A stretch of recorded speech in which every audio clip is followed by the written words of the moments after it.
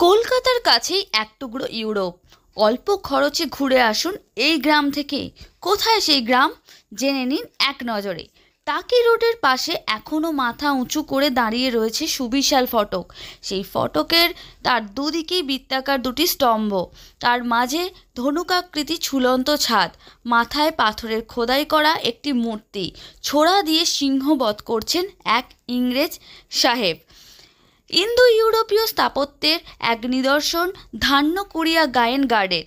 ধান্যকুড়িয়া বলা যেতে পারে এটি বসিরহাটের ইতিহাসের একটি খনি।